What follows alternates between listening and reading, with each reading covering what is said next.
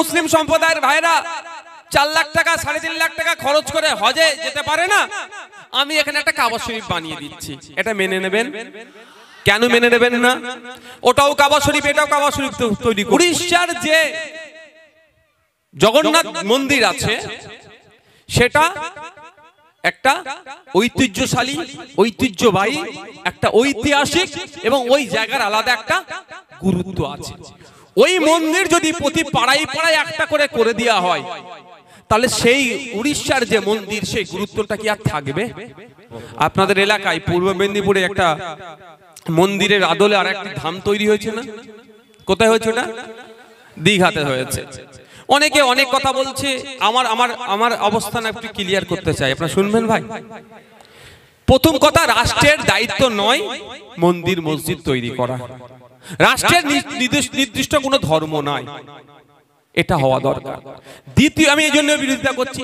দ্বিতীয় হচ্ছে, উড়িষ্যার যে জগন্নাথ মন্দির আছে সেটা একটা ঐতিহ্যশালী, ঐতিহ্যবাহী, একটা ঐতিহাসিক এবং ওই জায়গার আলাদা একটা গুরুত্ব আছে। ওই মন্দির যদি প্রতি পাড়ায় পাড়ায় একটা করে দেওয়া হয়, তাহলে সেই উড়িষ্যার যে মন্দির সেই গুরুত্বটা কি আর থাকবে? আমি উদাহরণের জন্য বলছি, আর আপনারা মাথায় ঢুকিয়ে রাখুন, আপনাদেরকে এর প্রতিবাদ করতে হবে। মমতা ব্যানার্জি নয়, তৃণমূলে যদি ইচ্ছা যায় মন্দির করবে, মসজিদ করবে, তার ব্যাপার। কিন্তু আমি জাস্ট বলছি আপনাদের, কি বলছে যে অনেক যুক্তি দিচ্ছে এরা, যে অনেকের আর্থিকভাবে স্বাবলম্বী নয়, ওই জন্য এতে যেতে পারে না, উড়িষ্যা যেতে পারে না, দীঘায় গিয়ে মন্দিরের কাজ মিটিয়ে নেবে। আপনি বলছি ধার্মিক হিসাবে আপনি আপনার মনকে একটা প্রশ্ন করুন তো, যারা মুসলিম সম্প্রদায়ের এখানে আছেন, মুসলিম সম্প্রদায়ের হজে যাওয়ার একটা ফরজ, তাই তো? এবার সবার কাছে টাকা থাকে না, যদিও বিত্তশালীদের জন্য হজটা ফরজ।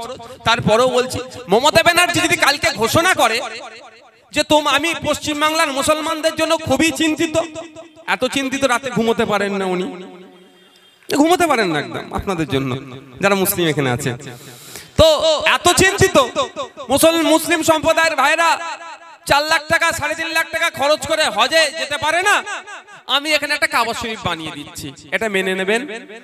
কেন মেনে নেবেন না? ওটাও কাবা শরীফ, এটাও কাবা শরীফ তৈরি করবে। ভাই কেন মানবেন না? কারণ ওই কাবা শরীফের ঐতিহ্য, ইতিহাস ওর যেটা আছে, আর আপনার পাড়ার কাবা শরীফ তৈরি করলে কি এক হবে? তাহলে মমতা ব্যানার্জি যে উড়িষ্যার জগন্নাথ ধামের মন্দিরের যে ঐতিহ্য, যে ইতিহাস নতুন একটা তৈরি করে সেটা কমাচ্ছে না বাড়াচ্ছে? ওটার কমিয়ে দিচ্ছে। তো কালকে আবার এক জায়গায় হবে, তো এটা মাথায় রাখবেন। এই জন্য আমরা এর প্রতিবাদ করছি। আপনি যদি মনে করেন এটা হিন্দুদের ব্যাপার, হিন্দুরা না, হিন্দু মুসলমানের ব্যাপার নয়, এটা নাগরিক, সচেতন নাগরিকের ব্যাপার। যে আপনার মন্দির করার ইচ্ছে গিয়েছে, আপনি আপনার মাইনের টাকা দিয়ে মন্দির করুন, কিন্তু ওর আদলে করা মানেই যে ঐতিহ্য, যে লেগেসি, যেটা আছে পরম্পরা, তাতে আঘাত পড়ছে। আমাদের তারকেশ্বরে অনেকে গঙ্গার পানি নিয়ে যায়, তার পরিবর্তে যদি শেওড়াফুলির দিকে একটা কেউ মন্দির করে দেয়, বলে এখানে ওই তারকেশ্বরে না গিয়ে একটু দূর হয়ে যাচ্ছে, তাহলে শেওড়াফুলিতে তুমি ঢেলে নিয়ে চলে যাবে, দুটো কি এক জিনিস হবে? ধর্মীয় দিক থেকে বলছি, আমি বোঝানোর জন্য বলছি, যে যা ধর্ম পালন করবে এক হবে কি? কারণ ওটার একটা গুরুত্ব নিয়ে সে ওখানে যাচ্ছে। তো এইগুলো আমাদের মাথায় রাখতে হবে, এই জন্য আমি বিরোধিতা করছি। আর এইগুলো যদি আপনি না প্রতিবাদ করেন, দেখবেন, আপনি বলে রাখছি, এরা মসজিদের মধ্যে ঢুকে যাচ্ছে, এরা মন্দিরের মধ্যে ঢুকে যাচ্ছে, কালকে নকল কাবা শরীফেরা তৈরি করে দিতে পারে। এদের বিশ্বাস নেই, এদের দরকার ভোট, আর কিচ্ছু চায় না এরা। ভোট পেলে আপনার জন্য সব করবে, আর না ভোট পেলে আপনাকে 2004-05 দিকে কি বলেছিল, ঘুষপেটিয়া, পার্লামেন্টে কাগজ ছুড়ে মেরেছিল সিএনআরসি করার জন্য এই মমতা ব্যানার্জি। তখন আপনারা ভোট দিতেন না, তখন আপনারা ভোট কাকে দিতেন? বামফ্রন্টদের দিতেন। ওই জন্য তখন হয়ে গেছিলেন আপনারা ঘুষপেটিয়া।